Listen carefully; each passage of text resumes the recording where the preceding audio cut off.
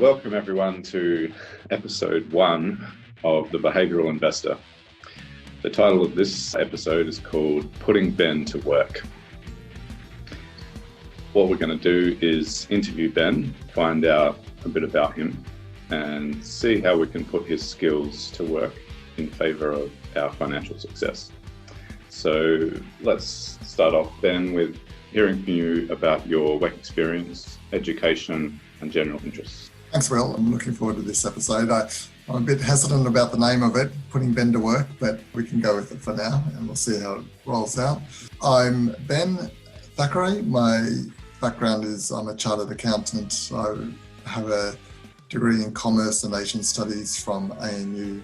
I've worked for a number of years at large corporate advisory firms, corporate recovery firms, and also a number of years in the commercial environment, working in strategy for organisations.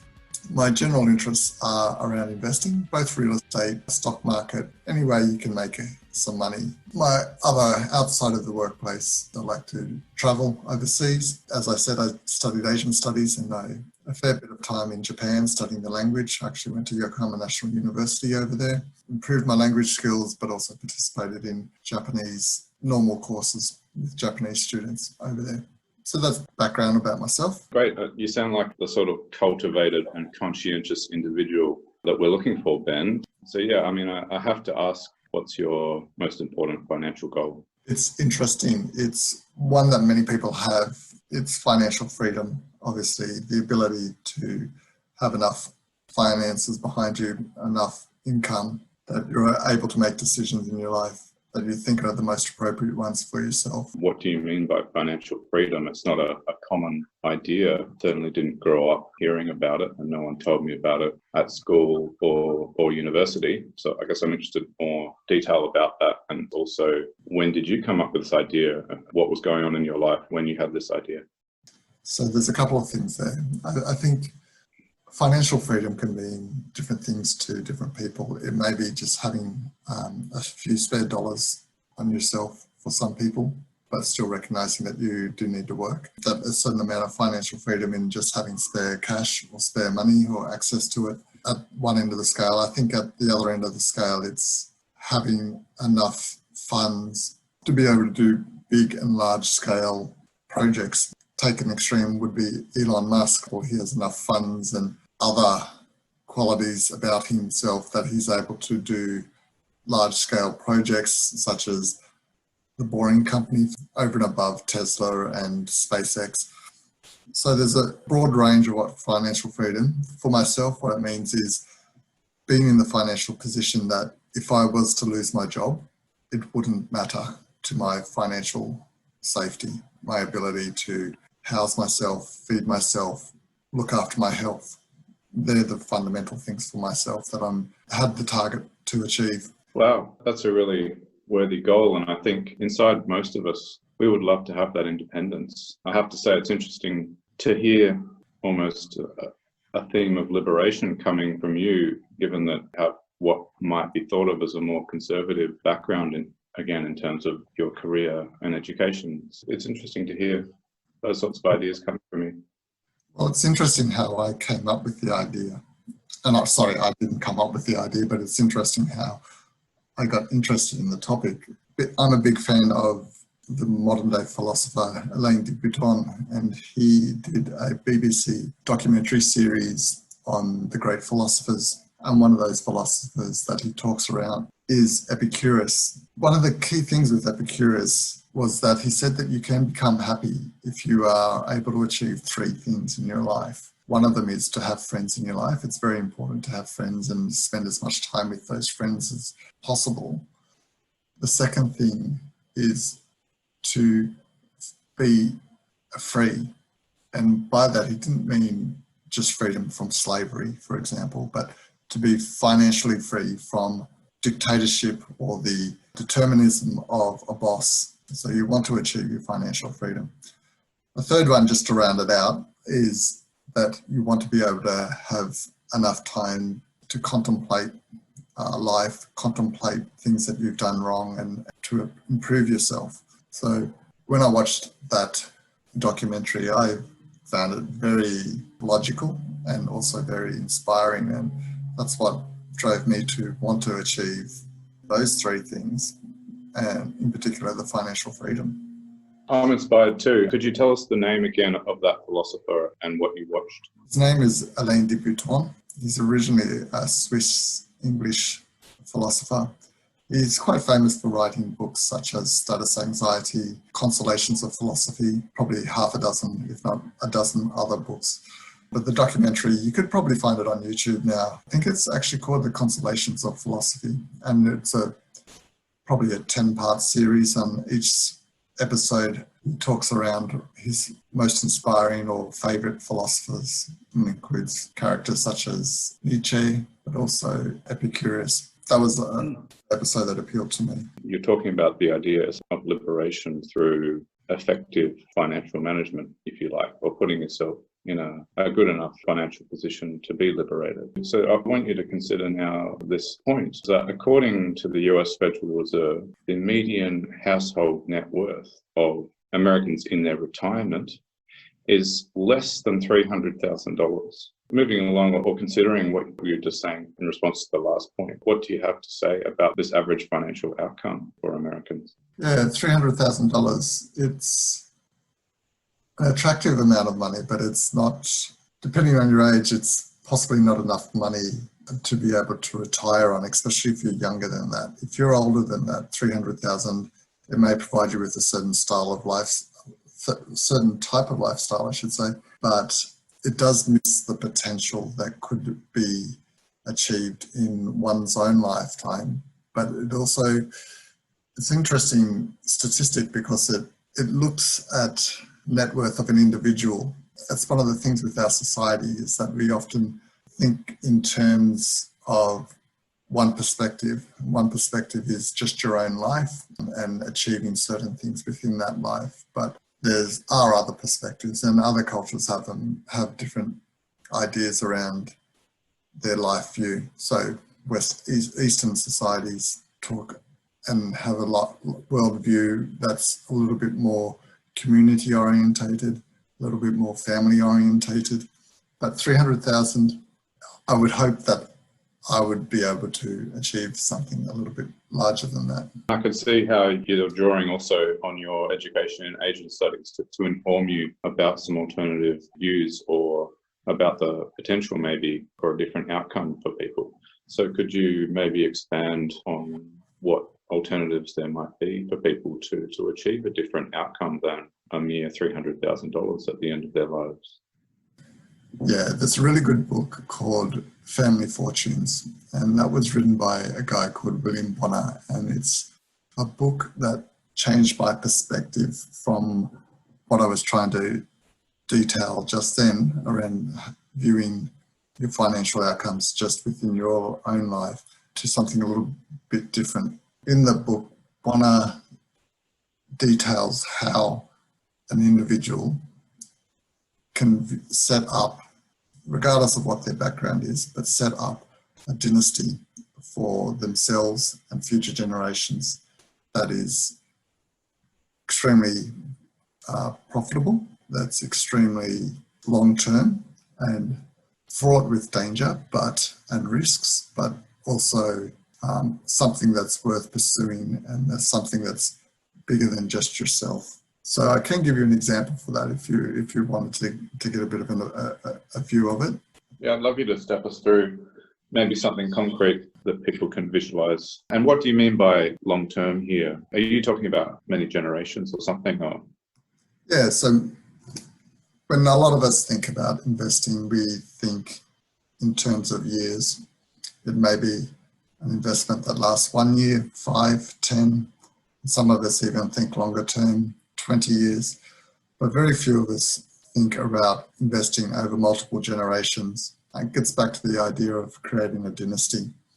Are you able to set up the infrastructure, the resources, the culture required to be able to invest over multiple generations, knowing that you may not be the main beneficiary of the investment, but you're doing something that's bigger than yourself. So what he talks about is fundamentally there's a 3-step process.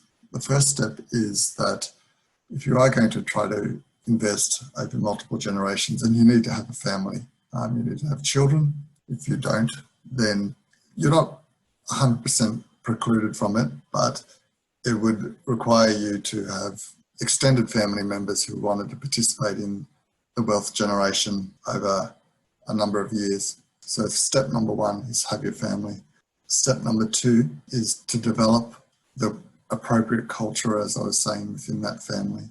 So you need to all be aligned in how you intend to invest money, work together, have structures in place, frameworks in place for making decisions, and working as a group unit for a bigger cause. Then the third part, and he actually argues it's the least important part, it's investing and building up the wealth.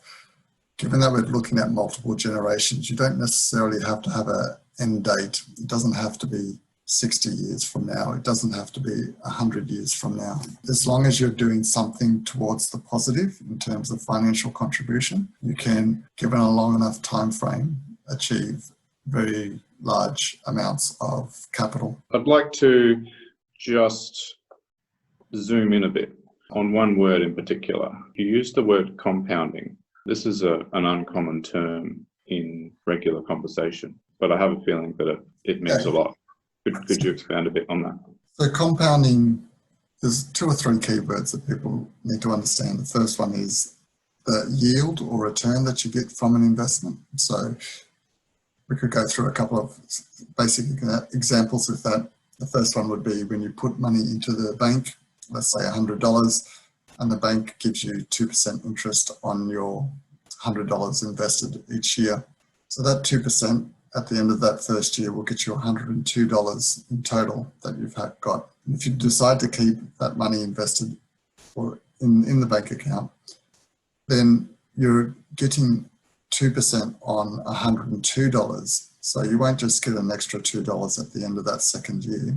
You will get $2 plus 2% of the $2 that you originally received on interest. So you're getting money from the money that you earned previously. And that's the idea of compounding.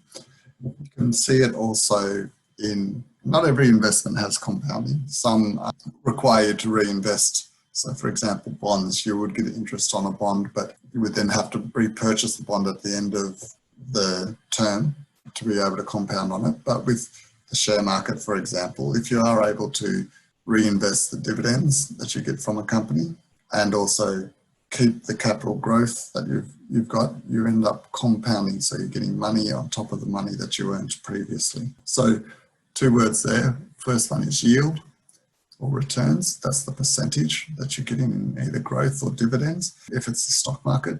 And the second one is compounding. It's the dividends and the growth that you're getting from the previous dividends and growth. And that can have a very powerful effect over time if you're able to stay with the course and allow that compounding effect. And it gets back to what we were saying in a previous episode 0. The behavioural gap can really undermine the compounding impact. You used the example of a 2% compounding rate. Are there ways to make that rate higher? And also, what can we really expect over the truly long term? Like you were talking about multiple generations. Can you expand on truly what people could expect if they did manage to solve the behaviour gap and stay the course? Yeah, so there's a small example that I worked out, and it may seem challenging, but I think it's useful to understand what could be achieved. If a person was to start investing money from the age of 18, let's assume that they started work. Now, over the long run, the returns from the share market range between 7% to 10%, sometimes up to 11%, depending on what index you're looking at. But if we take the lower end of that scale, let's say your annual returns are only 7.5%. Now let's say that individual at the age of 18 starts to invest $35,000 a year.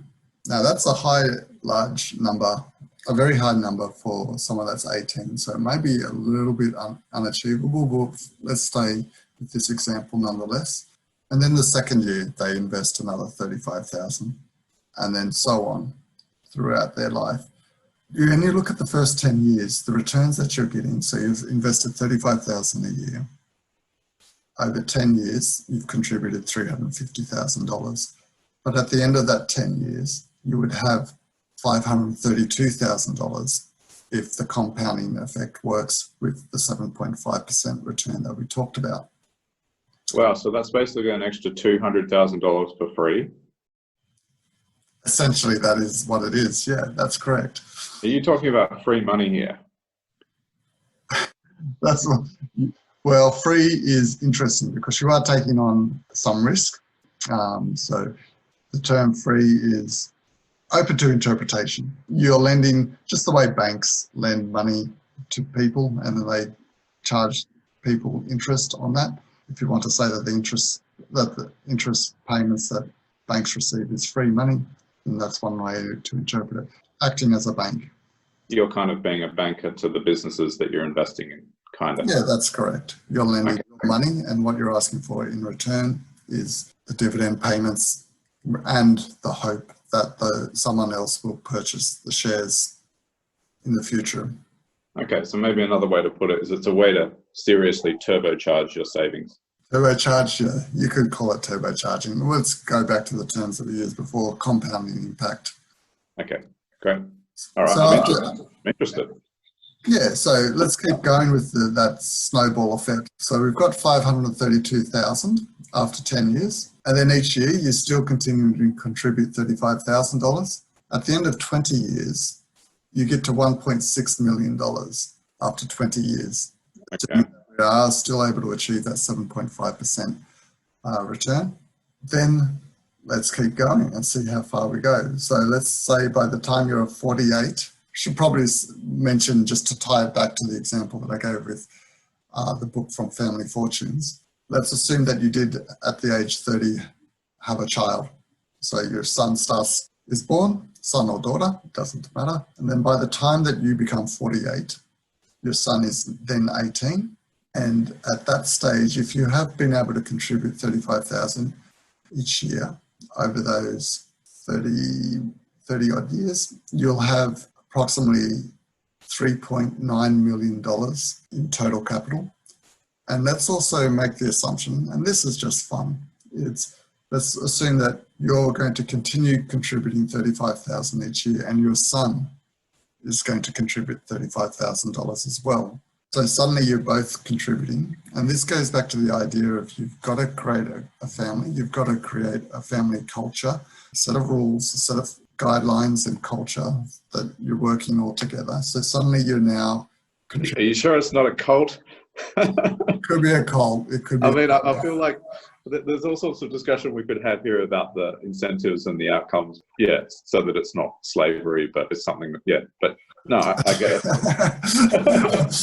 Yeah. Where does a cult start and when does the culture finish? Maybe we do that as another podcast. I'm sure anyone can see the utility in having millions of dollars, and there could be amazing things you could do. That's the point you're making if you all work together. So yeah, don't let me stop you. We're all listening with bated breath about the outcome. So you're both contributing $35,000. Yeah, we're a good 30 odd years into the future now. So maybe 35,000 contribution by your son is not as onerous as what it was for yourself. And I should say son or daughter, just use it as an example. Then $70,000 are contributed. Then by the time, let's say by the time you turn 65 and the son is then 35, you're both contributing the 70,000. Your portfolio, let's call it a portfolio, will be $16.9 million. And let's say then at 65, you decide to retire and you're no longer contributing. And then the son or daughter is taking over and just contributing $35,000 themselves until which is ridiculous. because you have a net worth of $16 million, but you're still, out there hoeing the fields at $35,000 a year. Yeah, we could do the That's mathematics. called dedication to the cause. We could do the mathematics of what $35,000 is in today's dollars terms quite quickly, but I just haven't done it quite yet. That's all right. So the first child is taking over and they'll keep investing until their son or daughter turns 18. But that would be your grandson or granddaughter. And then they start contributing once again the $35,000.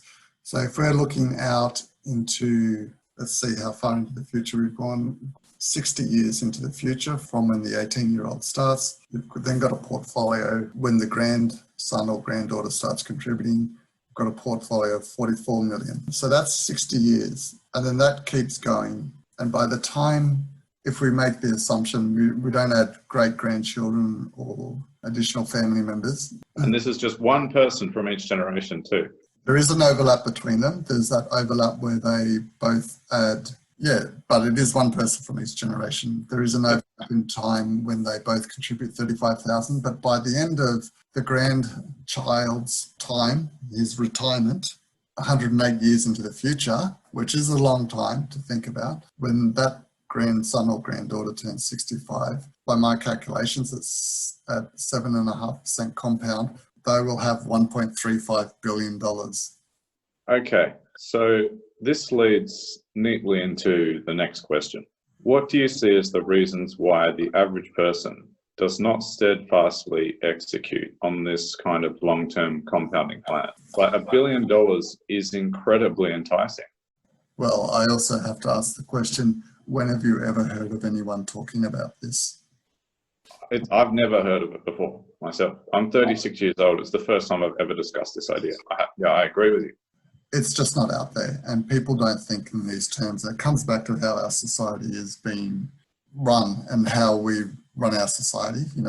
It's top down or bottom up. It's not something that people are talking about. It's very much a society where we focus on our own individual needs, our own individual wants, where we have businesses that are set up to make us think that our wants are our needs.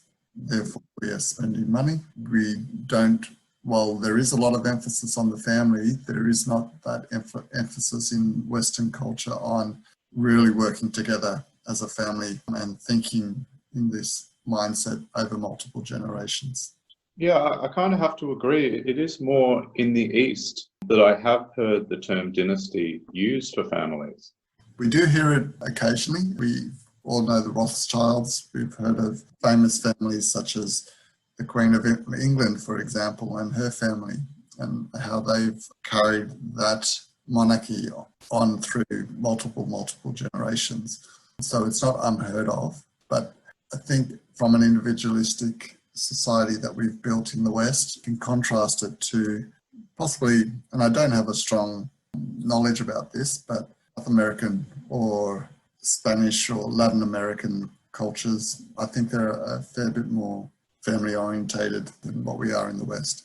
That doesn't necessarily mean that they're long-term orientated though. Okay. The idea of long-term goals, that's kind of what this is all about, and I feel like it puts it out of reach psychologically. It can be liberating as well though, rather than suffering from the mental stress of not having the things that you want. By recognizing that you're trying to get something bigger than just yourself, achieve something, it puts those small wants, those small desires off to the side quite easily. You're no longer thinking about, should I buy an iPhone? Should I buy a red sports car? You can start to think about something a little bit longer term, a little bit bigger than just your own initial short-term needs. Actually, talking about cars, the average new car, like a Camry or something, is actually about $35,000. Really? Okay. So using your example there, if you instead put that $35,000 into an index fund and let it compound, you can quickly see the financial consequences of certain spending decisions. The other thing to recognize is though, well, it would be very difficult in the first few years to contribute the $35,000. I do think people can recognize that after a number of years of developing up your skills in a profession or a career or developing up your own business, 35,000, both due to your increase in your own wage, but also the effect of inflation, the 35,000 contribution by an individual is not as onerous, obviously, in the future than what it is in those early years. And the other point that I'll make is I didn't want to be too negative on people buying the things that they necessarily want. I think you can buy the things you want as long as you're aware of it's a want rather than a need.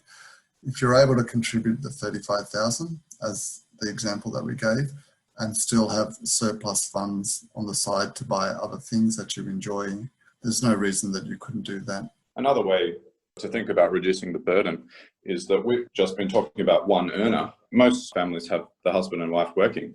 So considering, for example, in Australia, the average income is $85,000 a year. So a combined income is therefore $170,000 a year. Surely $35,000 worth of savings is possible between the two of them. So, and the other thing to consider is that just because I use the example of $35,000 doesn't mean that any person or couple needs to actually use that as what they are targeting.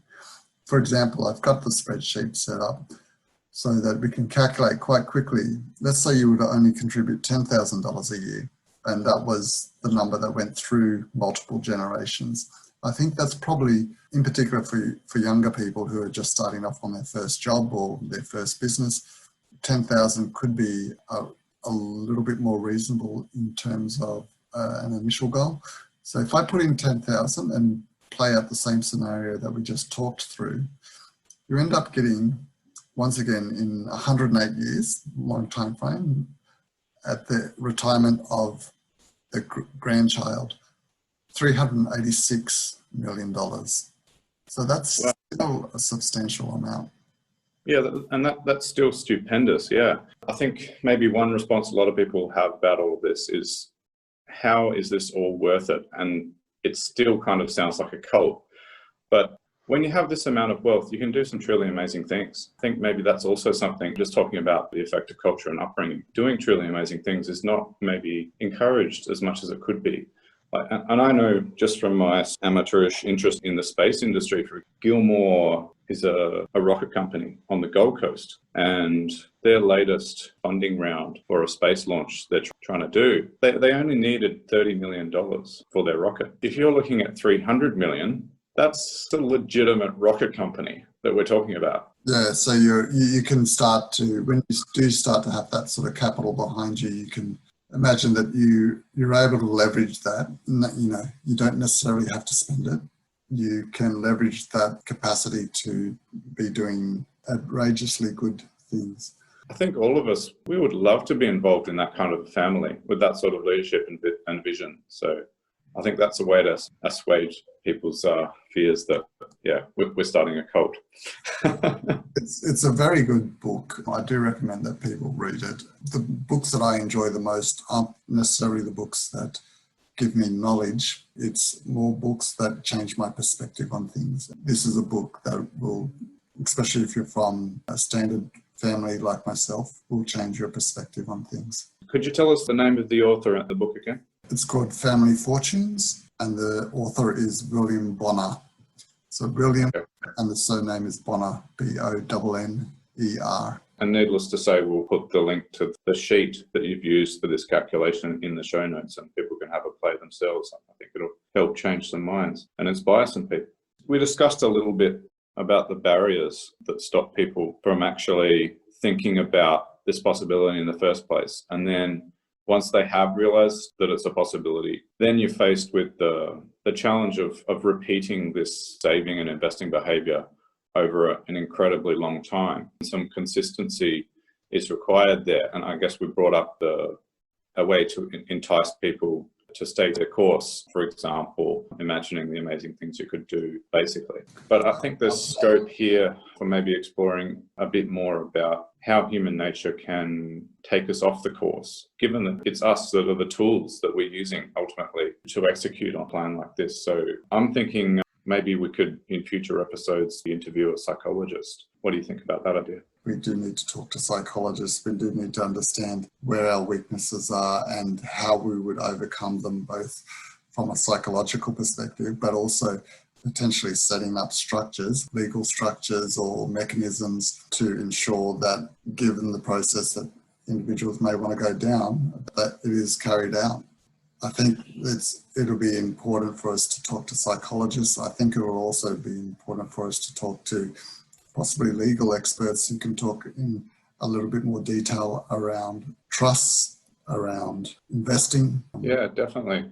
I mean, just to protect that kind of wealth as well makes you understand the need for these sorts of professions. You've mentioned a pretty large number here.